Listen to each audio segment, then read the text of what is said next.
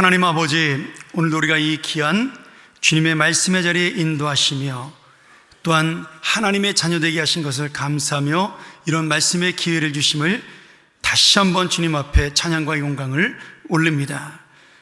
우리의 죄를 지신 우리 주 예수 그리스도, 우리에게 영원한 생명을 주신 예수 그리스도, 이 놀라운 진리만은 우리가 절대 잊어버리지 않고 살 수 있도록, 그리고 그분이 우리를 얼마나 사랑하는가를 깨닫고 사는 믿음의 자녀가 될 수 있도록 함께 하시며, 오늘 말씀이 그 믿음을 확신시키는 은혜의 말씀 되게 도와 주시옵소서. 전하는 자 부족합니다.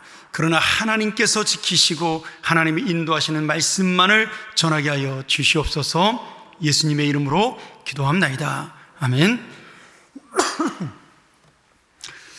오늘 빈자리가 굉장히 많네요.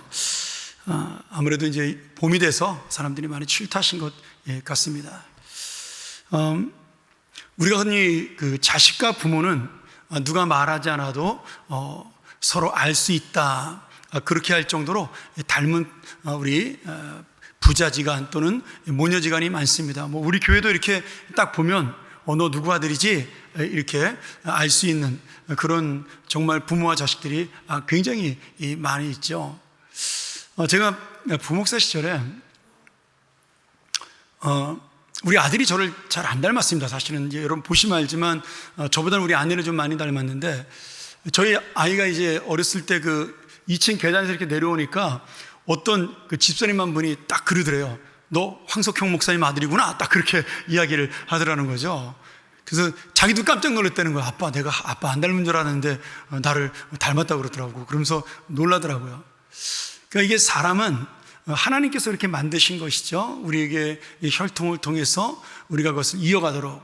그런데 저는 뭐 얼굴을 닮은 것도 중요하고 외모를 닮은 것도 중요하지만 가장 중요한 것은 그 부모의 삶을 우리가 닮아갈 수 있는 것.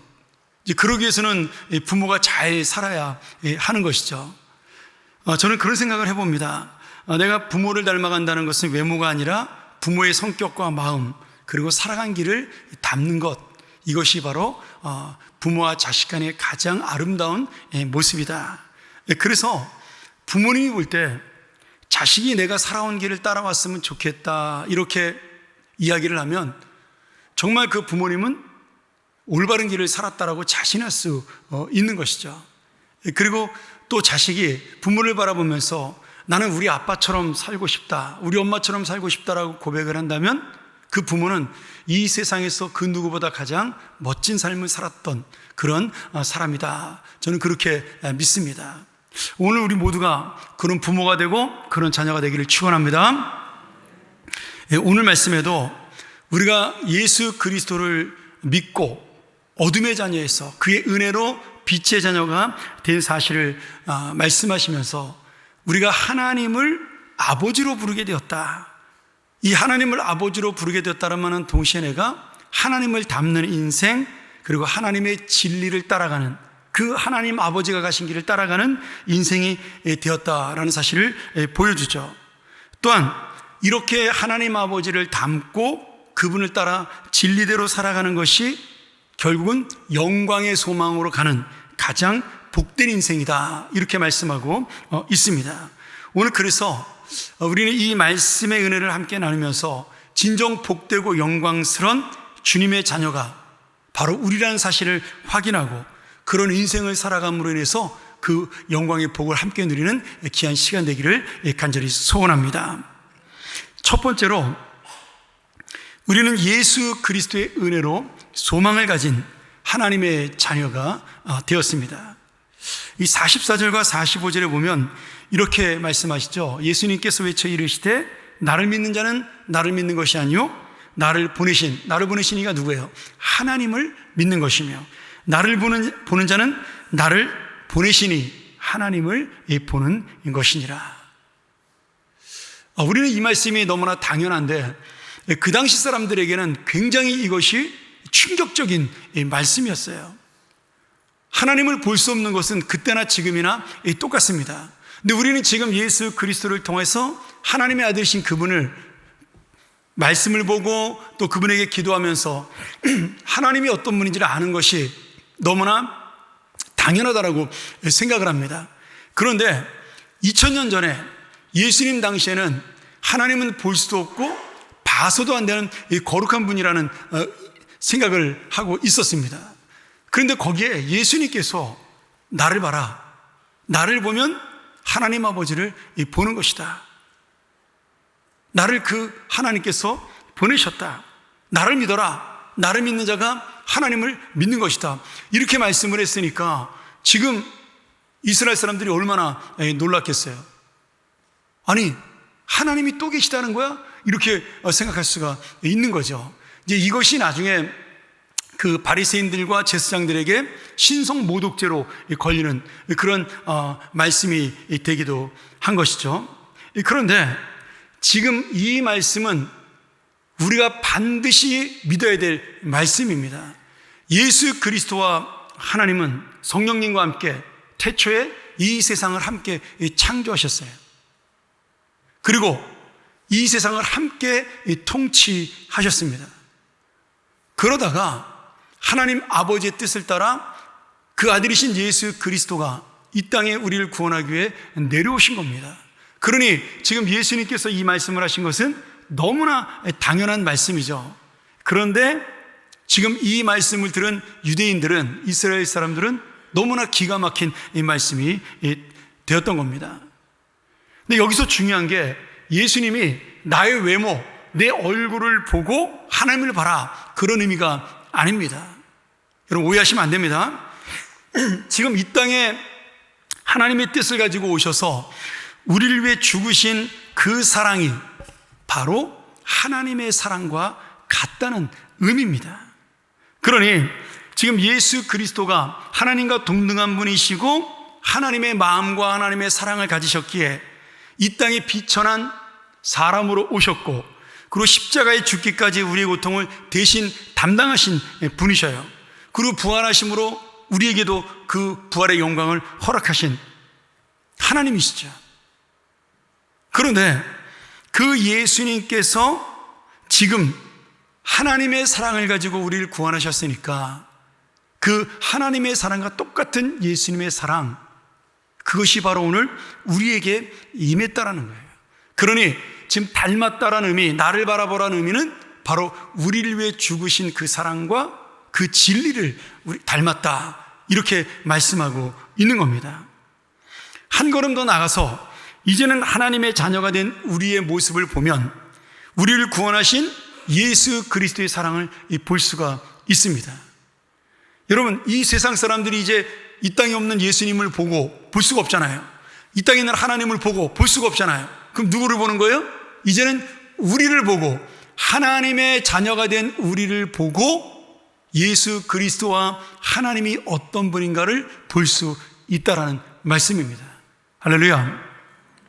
여러분이 바로 하나님의 형상, 여러분이 바로 하나님의 삶, 그리고 여러분이 바로 하나님의 모습을 볼 수 있는 투영된 믿음의 거울이라는 거예요.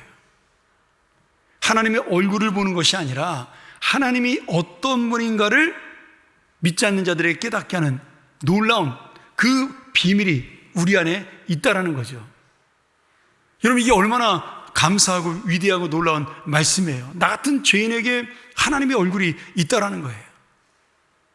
나같이 연약한 자에게 하나님의 성품이 있고, 나같이 무능한 자에게 하나님의 은혜와 능력이 있다라는 말씀입니다. 그러니 여러분, 우리가 이 말씀 하나만으로도 이 땅을 살아갈 때 얼마나 큰 용기와 소망을 갖고 살아갈 수가 있겠어요.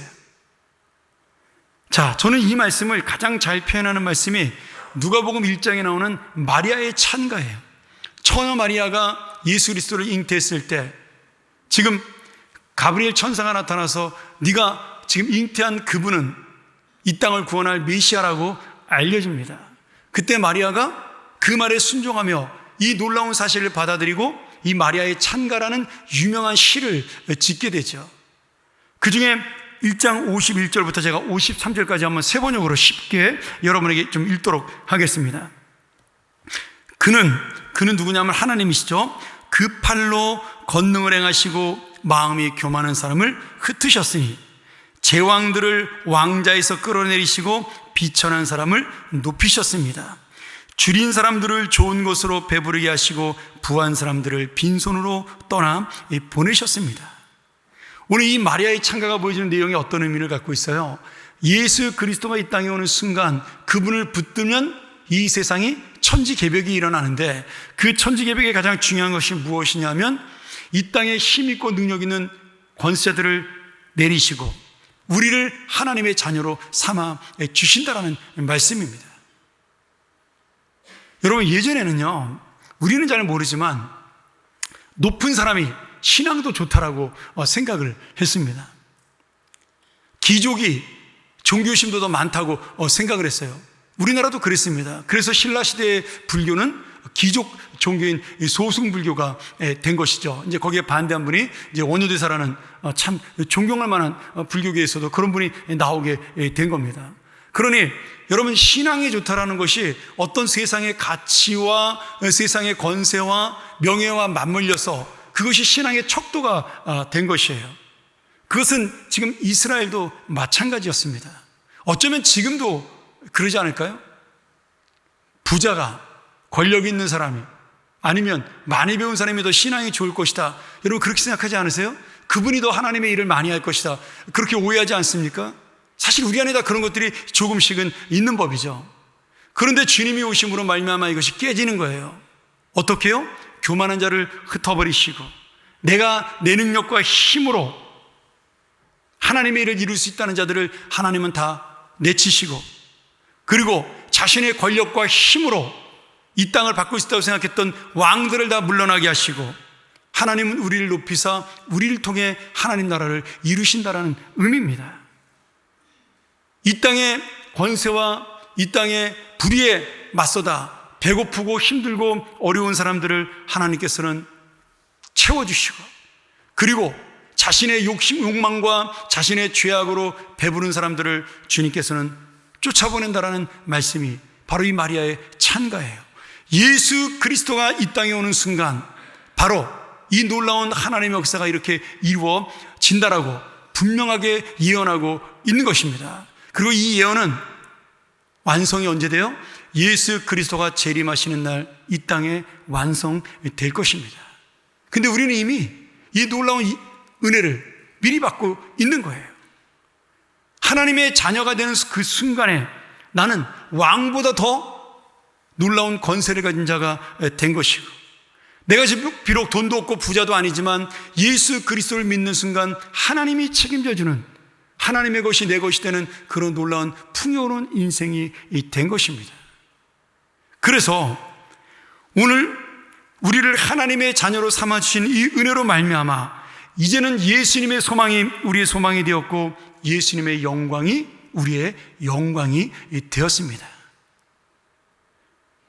사랑하는 여러분, 우리가 어려울 때도 있고 힘들 때도 있고 빈손으로 살아갈 때도 있고 고통을 당할 때도 있고 그리고 넘어질 때도 있지만 내가 끝까지 낙심하지 않고 소망하고 살아갈 수 있는 이유가 무엇일까요? 바로 내가 하나님의 자녀로 하나님이 책임져주는 인생이라는 사실 때문에, 우리는 그것을 믿고 살기 때문에 낙심하지 않을 수 있는 겁니다. 할렐루야.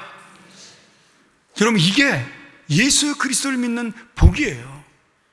그렇다고 해서 날마다 우리가 365일 하하호호 즐겁게만 살아갈 수는 없습니다. 그럼에도 고통조차도 아픔조차도 결국은 선한 길로 인도하시는 하나님 아버지의 사랑, 또한 세상이 우리를 보며 그런 우리를 통해 하나님의 살아계심을 볼 수 있고 우리는 하나님의 사랑을 증거할 수 있는 사명자가 되게 하는 것, 그것이 바로 주께서 오늘 우리 계시는 능력입니다. 그러니 오늘 말씀대로 내가 예수 그리스도를 바라보는 것, 그분을 닮는다는 것은 그의 삶을 따라가 마지막 그의 영광에 참여하는 것이고, 그리고 하나님의 뜻을 이루어 결국 우리가 하나님과 함께 왕노릇하는 놀라운 인생으로 되어진다는 것을 믿습니다. 여러분, 지금 힘든 것은 힘든 것이 아니에요. 잘 사는 사람 부러워할 필요가 없습니다. 권세 있는 사람 부러워할 필요가 없어요. 우리가 이것을 아는 그 순간에, 여러분 우리 아시잖아요. 내가 예수님을 모르던 시절에는 절망했던 내 마음이 이제는 소망으로 바뀌었어요. 영생의 소망을 가지게 되었습니다. 슬픔으로 가득 찼던 내 인생에 기쁨이 다가왔어요. 그리고 이제는 변화된 나의 마음을 가지고 사랑할 수 없었던 사람까지 사랑하고 안고 가게 되었습니다.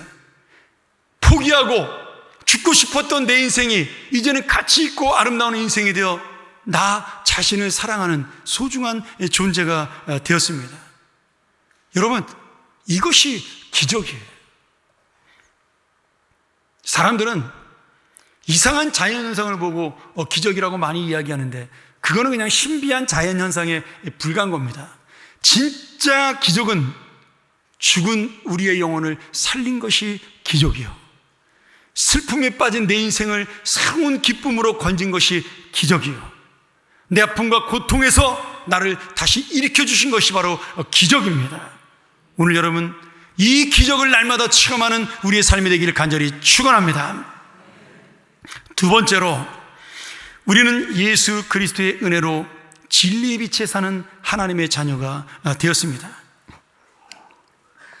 46절에 나는 빛으로 세상에 왔나니 무릇 나를 믿는 자로 어둠에 거하지 않게 하려 함이로라. 여러분, 이 빛과 어둠이라는 것이 굉장히 의미가 있습니다. 이 사람들이 빛을 좋아할까요? 어둠을 좋아할까요? 예, 빛을 좋아해야 당연하죠. 그렇죠? 근데 그렇지 않아요. 잘 들어보셔요. 제가 지난번에 한번 말씀드렸지만 그리스 철학에는 이원론이라는 것이 있다 그랬어요. 플라톤의 그 철학의 영향 때문에.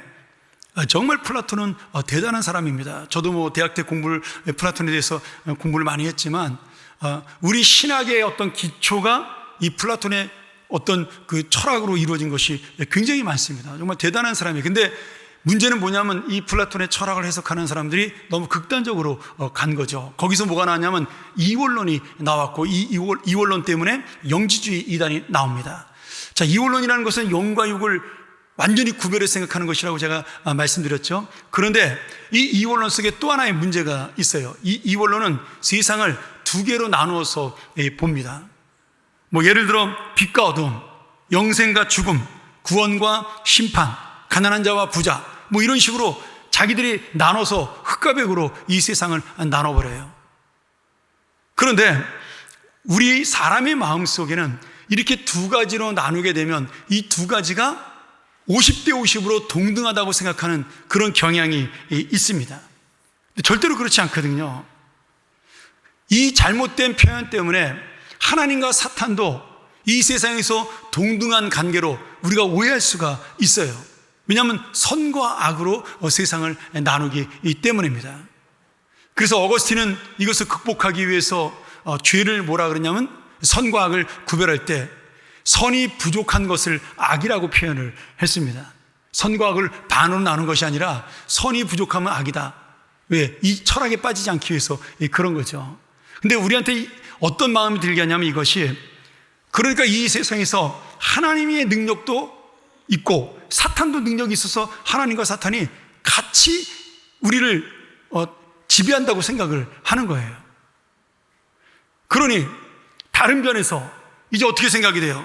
내가 믿음과 지식, 돈과 사랑, 권력과 소망, 명예와 진리, 이런 것들을 다 반반씩으로 50대 50으로 생각을 하니까 당장 내가 눈에 보이고 좋은 것을 선택하는, 그렇잖아요. 이거 아니면 저거가 되니까 그런 마음을 갖게 된 것이에요.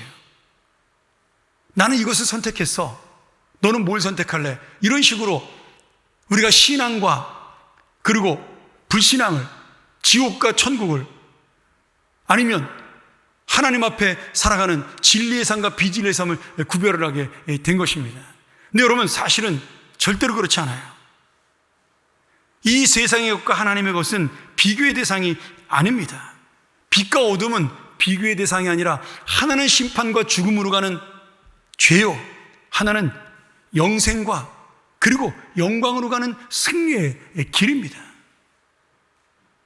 이 세상에 눈에 보이는 것이 정말 눈에 보이지 않는 것과 대등한 관계를 가지고 있어서 우리가 그것을 택하는 것이 바로 죽음으로 가는 길이라는 거예요. 이게 참 이루는 쉬운데 선택할 때는 어려운 거죠. 보세요. 예수님께서 47절에 이렇게 말씀하셔요. 어떤 사람이 내 말을 듣고서 그것을 지키지 않는다 하더라도, 불순종한다 하더라도 나는 그를 심판하지 아니한다. 나는 세상을 심판하러 온 것이 아니라 구원하러 왔다. 이 말씀만 보면 어떻게 돼요? 와, 예수님 말씀 안 들어도 지옥에 안 가네? 심판 안 받네? 그렇게 생각할 수 있어요. 맞습니다. 근데 그것은 예수님이 오실 때까지만입니다. 이 말은 지금 너희가 돌아올 때를 기다리기 위해서 이 심판을 잠깐 유예하겠다, 연장시켜주겠다.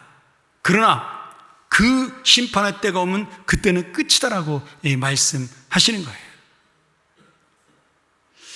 그러게 우리가 택하는 어둠이라는 게 여러분 절대로 영원하지 않잖아요. 제가 수도 없이 그 얘기했지만 우리 그 한문에 그런 말, 화무십일홍, 아무리 아름다운 꽃도 10일이면 진다. 제가 여러 번 말씀하지 않습니까?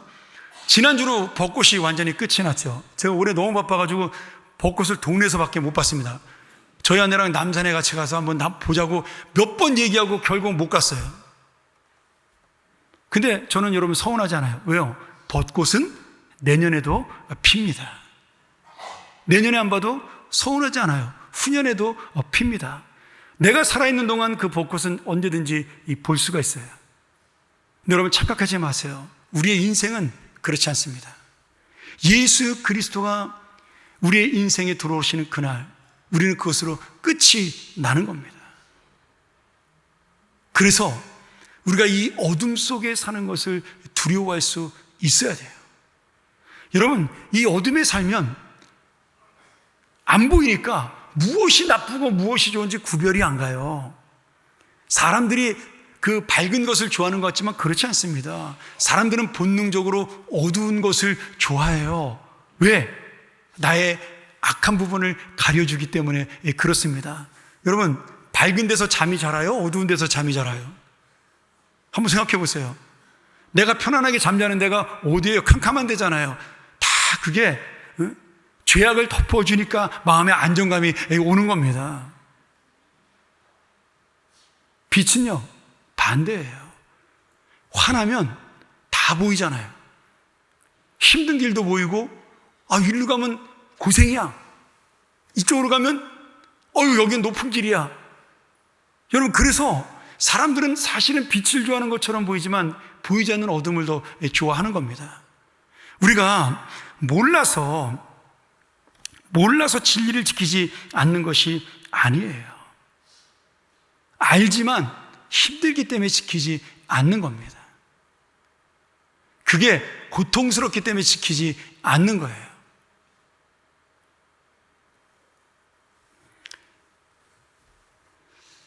저도 그럴 때가 있습니다. 편한 길로 가고 싶은 거죠.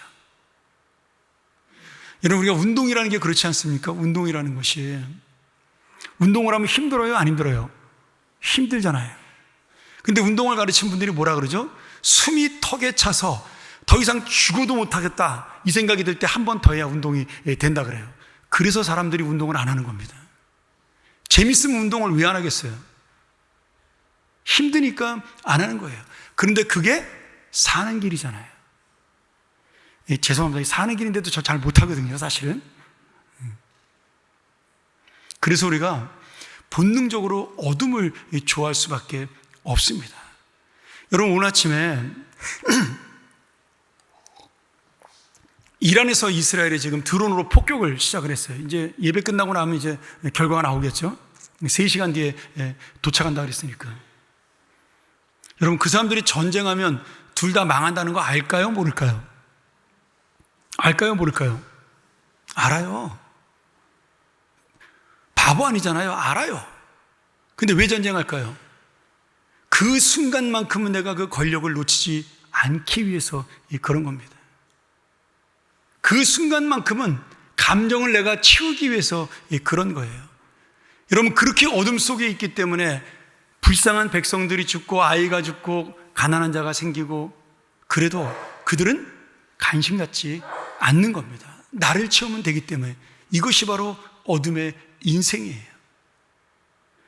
여러분, 저는 북한의 김정은을 보면서 저보다 어리니까 제가 좀 반말이 되겠죠? 네. 그 친구가 너무 답답하고 불쌍한 거예요. 자기 하나만 마음을 바꾸면 지금 전 국민 2천만이 넘는 사람이 먹고 사는 문제가 해결이 될 수가 있습니다. 그런데 안 바꿔요. 왜 안 바꾸죠? 그 순간의 권력을 놓치기 싫어서 그런 겁니다. 그 밑에 사람도 마찬가지겠죠. 김정은만 그러겠습니까? 우리나라에도 그런 사람 많죠. 여러분, 이것을 우리가 뭐라 그래요? 찰나의 인생 속에 사는 어리석은 사람이라고 이야기하는 겁니다.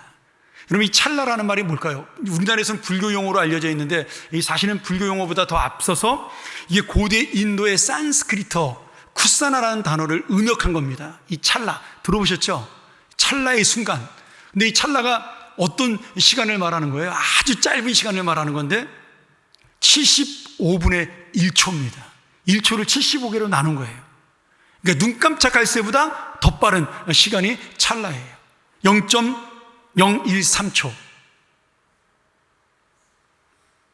그런데 우리가 그 찰나의 인생 속에 살면서 내 감정과 내 욕심과 내 욕망을 채우는 것이 영원할 것이라고 착각을 하는 거죠. 성경에서는 이걸 뭐라 그래요? 금방 사라질 안개와 같은 인생, 아침 이슬 같은 인생, 어둠에 사라질 인생이라고 그렇게 말씀합니다. 그런데 우리는 지금에 만족하기 때문에, 순간에 만족하고 살기 때문에 이 찰나의 어둠 속에 살고 있는 겁니다. 여러분, 세상의 어둠 속에 있는 사람은 내가 어두운 데 있다는 사실을 알지 못해요. 적응되면 오히려 안정감을 느낍니다. 어둠이 자기를 죽는 길로 인도하고 있어도 그저 나의 생각과 고집대로 걸어가는 겁니다. 그리고 자기만 그러면 되는데 다른 사람까지 죽음으로 몰고 갑니다.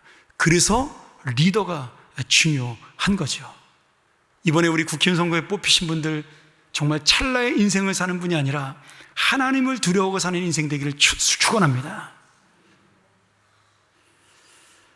이게 영원한 죽음이고 심판으로 가는 길이에요. 그런데 진리의 빛은 달라요. 스스로 빛나요. 그러다가 스스로는 사라질 수 있지만 다른 사람들은 그 빛을 보고 진리와 안전과 그리고 소망으로 갈 수가 있습니다. 여러분, 그럼에도 이 빛이 너무나 환해서 내가 가는 길이 잘 보이니까 이 길로 가면 고생길이야, 이 길로 가면 힘든 길이야, 믿음으로 살면 죽는 길이야, 그렇게 살면 고생해, 이 사탄의 속삭임 때문에 우리는 그 빛의 길로 가는 것을 두려워하고 주저합니다.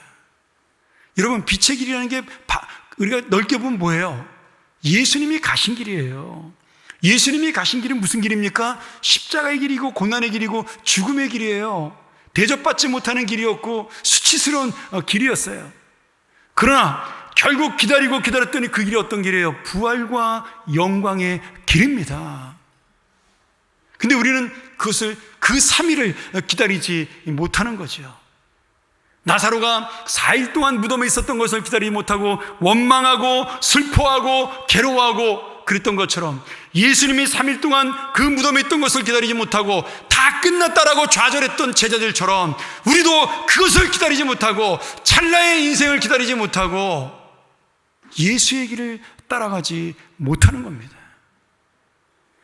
여러분, 그러나 그 길은 반드시 생명의 길이고 사라지지 않을 영원한 영광의 길이요 우리를 살릴 소망의 길입니다. 오늘 이 길을 함께 걸어가는 주님의 자녀가 되기를 축원합니다. 우리가 잘 아는 최초의 시각장애자고 청각장애자인 유명한 작가고 위대한 교육가가 된 헬렌 켈러가 있습니다. 그분이 이런 유명한 말을 했어요. 어떤 분이 헬렌 켈러에게 이런 질문을 했습니다. 당신은 아무것도 볼 수 없고 들을 수 없는데 답답하지 않습니까? 헬렌 켈러가 대답을 했어요. 답답합니다. 볼 수 없으니 답답하고 들을 수 없으니 답답하죠. 그러나 두 눈을 가지고 내일을 보지 못하고 두 귀를 가지고 옳은 소리를 듣지 못하는 사람들보다야 제 인생이 훨씬 나은 인생 아니겠습니까? 누가 진짜 장애인일까요? 누가 진짜 여러분 이 세상을 바로 사는 사람일까요? 누가 더 건강한 사람일까요? 오늘 여러분, 빛을 알아도 세상에서 자신의 욕망으로 어둠의 길을 가는 자는 아무리 원하는 것을 이뤄도 찰나로 끝나는 인생이요 내일이 없는 인생입니다. 제가 어제 설교 준비 마치고 집에 가서 뉴스를 잠깐 봤는데, 제가 TV를 거의 안 보는데 어저께 따라 그 뉴스를 잠깐 들었어요. 근데 거기서 그런 이야기를 하더라고요. 이제 나라에서 그 의사를 정원을 확대해가지고 그 뭐 2,000명을 늘린다고 지금 막 그러니까 그 지방대학에서 시작을 한다고, 지방에서 250명인가요? 뭐 200명인가 늘린다고 나오는데, 저는 야, 이거 참 잘했다. 이제 지방의 의사 모자라는 거 이제 몇 년 지나면 좀 해소되겠다. 그 생각을 했는데 전혀 다른 이야기를 거기서 하고 있는 거예요. 뭔 얘기를 하냐면 이제 지방으로 이사 가는 강남 사람들이 생기겠다. 이런 이야기를 하더라고요. 왜? 이제는 약대 갈 수 있는 성적 가진 애가 지방 가면 의대 갈 수 있으니까. 이제 그 의대가 지방에만 생기잖아요. 이제 의대 충원이. 응? 예전에는 공부를 조금 덜한 애들이 의대를 못 갔는데 이제는 갈 수 있는 기회가 생긴다. 그래가지고 이제는 지방으로 많이 이사 갈 것이다. 야, 저는 진짜 머리가 이렇게 돌아가는구나. 사람들이. 제가 충격을 받았습니다. 여러분, 자기의 욕심을 채우려고 그러는 사람들은요, 당할 수가 없어요. 벌써 그 지방 입시 전문가들이 생겨나고요. 거기에 벌써 학원 세우려고 준비들 하고 있대요. 이게 여러분, 죄송합니다. 이게 뭐 죄란 얘기는 아닙니다. 근데 이게 이 찰나의 어둠 속에서 무엇을 바라보고는 사느냐, 무엇이 중요하냐를 알고 살아가는 사람들의 저는 인생이라고 생각이 들어요. 저랑 너무 생각이 다른 거예요. 여러분, 그런데 우리는 아니잖아요. 죄송합니다. 혹시 여기도 지방 이사 가실 분 있으면 죄송합니다. 근데 저는 우리는 아니라고 봐요. 우리는 찰나의 어둠에 만족하고 사는 인생이 아니라 영원한 생명을 믿고 영광의 빛으로 나아가는 인생입니다. 예수의 복음의 본질을 알고 예수의 그 믿음의 정말 정수를 알아서 영원한 영광과 그 기쁨이 무엇인지를 아는 사람들이에요. 그런 세상의 것에 목매다는 사람이 아닙니다. 그러니 사랑하는 여러분, 오늘 우리가 따라가야 할, 닮아가야 할 주님의 길, 그리고 주님의 그 성품이 쉽지 않은 길이지만 결국은 생명의 길이고 영광의 인생임을 믿어서 오늘 인생의 주인 되시고 왕 되신 주님 앞에, 그리고 그 빛 되신 주님 앞에 순종하며 그 길을 따라가 진정한 축복을 함께 누리고 영광을 누리는 우리 모든 빛의 자녀가 되기를 간절히 축원합니다. 우리 같이 한번 이 시간 이 말씀 의지하면서 함께 기도하기를 원합니다. 하나님, 내가 알면서도 어둠을 따라갈 때가 있습니다. 그렇게 연약한 인생이고 내가 그렇게 부족한 인생입니다. 이 땅의 꽃은 사라져가도 다시 볼 수 있으나 하늘의 영광은 다시 만날 수 없음을 내가 알면서도 마치 영원히 살 것처럼 살아가는 어리석은 마음이 있습니다. 다시 한번 주님의 영생의 길, 그 길을 따라가는 인생 되게 도와주시고 우리의 자녀들에게도 바로 이러한 길을 가르치는 부모가 되게 하시고 우리의 자녀들이 이 주님의 길을 따라가는 하나님의 자녀들이 되게 하여 주옵소서. 우리 시간 같이 한번 통성으로 주님 앞에 함께 기도하며 나아갑니다. 하나님 아버지, 감사합니다. 오늘 주님의 영광, 주님의 빛, 내 인생길에 비추사 그 길이 힘들고 어려워도 내가 기쁨으로 따라가 결국은 주님의 영광을 만나는 인생 될 수 있도록 인도하여 주시옵소서. 이 세상 사람들의 생각에 우리가 어리석고 우리가 부족한 것이 아니라 저들이 불쌍하고 저들이 무능함을 우리가 깨닫고 이 복음의 능력, 믿음의 영광으로 따라가는 귀한 우리의 인생 될 수 있도록 함께하여 주시옵소서. 하나님 아버지, 오늘도 우리가 이 믿음 앞에 우리의 삶을 드리며 고백하오니 하나님이 우리에게 주신 그 길을 따라가고 하나님의 얼굴을 바라보며 주님의 마음을 담는 오늘 우리 모든 하나님의 자녀들, 그리고 이 교회 모든 성도들이 될 수 있도록 축복하여 주시옵소서. 예수님의 이름으로 기도합나이다. 아멘.